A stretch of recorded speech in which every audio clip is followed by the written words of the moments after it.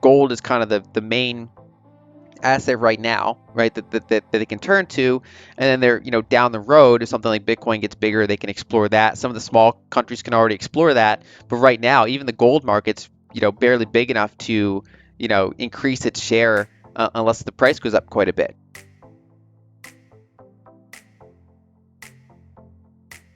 Yeah, something I've been writing about since 2020 is that the reserve system and the global payment system is becoming more diversified and is likely to continue to becoming more diversified. And what I mean by that is when people talk about, say moving past the current dollar standard, they're saying what fiat currency is big enough to replace it? And my answer is none. There's no, the yuan's not big enough, the euro's not big enough. There's no individual fiat currency anymore big enough because that was a unique situation back in the after World War II and then in the beginning of the 70s, when you're 35 or 40% of global GDP and you're the biggest commodity importer, then you're big enough to be the heart of the whole system. Whereas if the biggest economy in the world is only 20% of global GDP, it's really hard to be the one currency that backs the whole system. And it even has costs for that country because they run, the US runs these huge structural trade deficits basically in order to support the system. So we have advantages from the system and we have disadvantages from the system. And so as we go forward, my expectation was that, due to increasing technology, including what we just talked about with, digital payment channels and things like that, and then two, the increasing recognition that treasuries are going to persistently yield negative real yields, negative inflation adjusted yields going forward, that countries are going to want to diversify more. I think over time we are going to see a more bifurcated world. You have the United States, you have China. Those are kind of right now the two biggest economies. You also have the rise of India.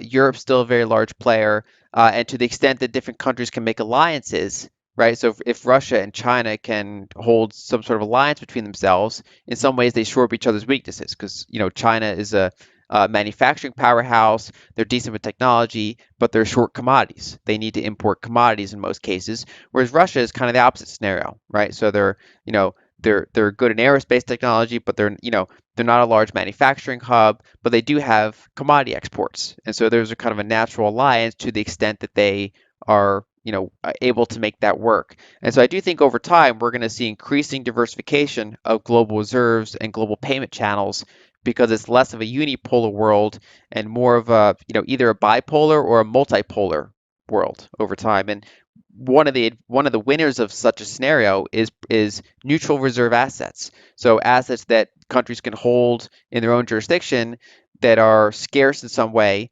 and that are harder to be blocked and censored. And so that gold is kind of the main asset right now, right? That they can turn to, and then they're down the road, if something like Bitcoin gets bigger, they can explore that. Some of the small countries can already explore that, but right now, even the gold market's barely big enough to increase its share. Unless the price goes up quite a bit, you can make, for example, gold into a stable coin, right? So you can, and that those exist now.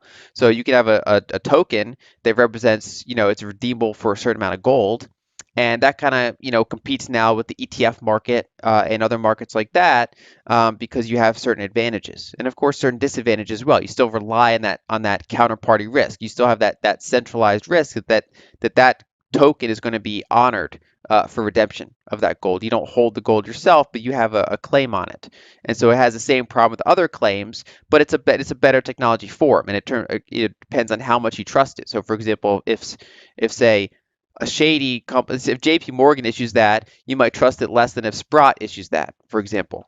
And so you'd have to evaluate your understanding of that counterparty and the probability that they will honor that and that their local jurisdiction will allow them to honor that.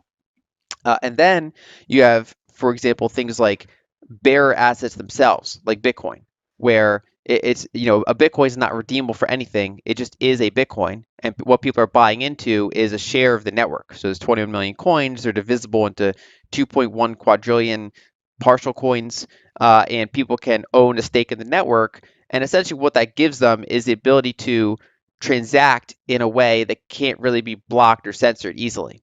digital fiat, so stable coins and central bank digital currencies, the advantage of stable coins is that compared to existing banking rails, they're much easier, right? So ask anyone that sends stable coins internationally compared to anyone who tries to do international wire transfers. It's just easier, it's cheaper, it's better in most cases. Whereas the downside, of course, is that the custodian can still censor it, if they really want to. In addition, you're assuming that their collateral is being managed properly and that it can fully redeem the tokens, right? So if I give dollars to the entity and they give me stable coins representing dollars, and if they go and gamble all those dollars in Vegas and they lose them, or they, more realistically, if they do something with derivatives, if they invest in something risky and it blows up and they don't have the backing anymore, then my token can be impaired or in worst case scenario go to zero. And so generally, again, it comes down to counterparty trust. If they are audited to only hold their reserves in dollars and treasuries, for example, I can say, okay, this is a pretty significant backing, right? Or if they hold it in diverse assets, but like a bank, they have a capital buffer. So if they hold 110% assets, and most of it's pretty conservative, I can say, okay, there's a reasonable chance that this is going to be, redeemable for the foreseeable future. Monies used to change very slowly over time. Using that process we talked about, new technologies would make some monies get devalued, other monies would be harder to devalue. Then you'd have the introduction of fiat, and now there's this kind of fast digital marketplace of monies, and traders can, there's all sorts of pump and dump schemes. There's all sorts of kind of scams that can happen in that. And then governments are at different paces of getting into it. So China's been investigating it since 2014, and they've been working on their central bank digital currency, where other governments in, say, the United States and Europe are just kind of over the past year starting to look into it pretty significantly. And so there's a spectrum of how quickly different entities are getting into the market, and it's kind of this rapidly adjusting market. And so consumers have to be very careful with the different types of assets out there because a lot of them have really bad track records. One of the big risks over and over is basically relying on counterparties. And of course, basically the trade-off is that usually relying on counterparties is more convenient and simpler, but then it comes at the cost of a risk, especially every couple decades. So the reason we do it is because it kind of comes in these long cycles. So there are periods of time where it's totally fine to rely on counterparties, and then almost overnight, a lot of the counterparties default or debase or change the rules and things like that. And so you go through these cycles, and you know there's even times where you're not, you have to rely on counterparties. Basically, the law says you can't own gold; you have to own banknotes that represent gold in some sort of abstract way. And so different, consumers in these different markets go through these cycles, and it's particularly challenging for people in emerging markets because their currencies have a tendency to devalue.